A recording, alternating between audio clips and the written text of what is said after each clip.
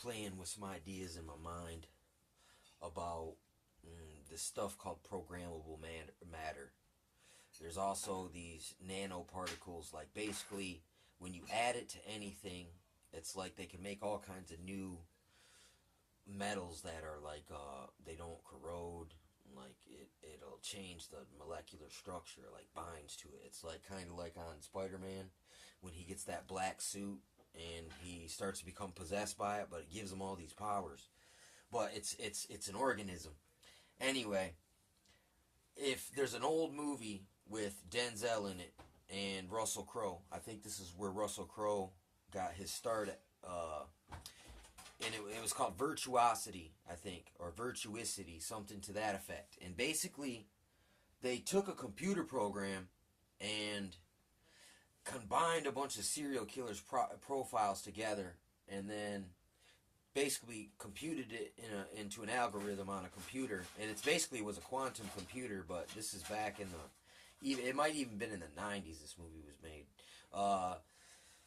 and this dude basically. It was like he was made out of programmable matter, and wherever he went, like it's like he was made out of little tiny machines. So this is also the theme in the new Terminator. John Connor gets this done to him. Basically, what it is like this: you download yourself into a quantum computer. Now, the quantum computer absorbs you into it, and absorbs your everything about you. And then it has this programmable matter that can re-imprint you somewhere else. It's kind of almost like Beam Me Up, Scotty. Take you down into particles, put you here in a memory bank, reassemble the particles. But look, you can't reassemble the particles. It's like basically you got to vaporize it, but it's locked in the machine. And then you manufacture a program that can mimic the person that it actually absorbed. Because it's not the person anymore. And it literally is like the Borg. It's like the hive mind, and the iron mixed with clay, alright? And it's like, does this potentially mean this? Is there actual cybernetic organisms amongst us? Like, part machine, part human, cloned, manufactured, clone arranger, Illuminati, card deck, that's another connection, bang.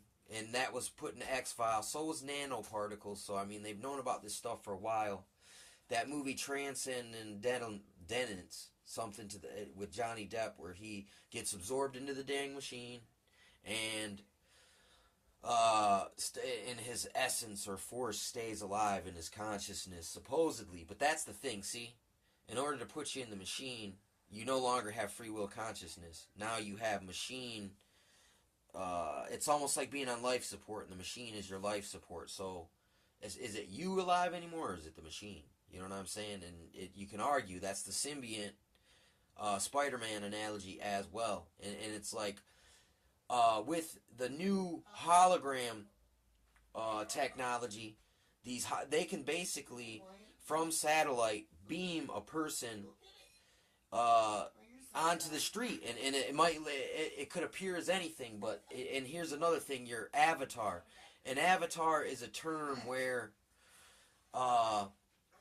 it's like you get put into a matrix pod, and this avatar walks around, but your consciousness is taken out of your body and then placed into a synthetic body. So therefore, in a way, you can think I sleep in stasis, and this machine body, my consciousness, controls this suit.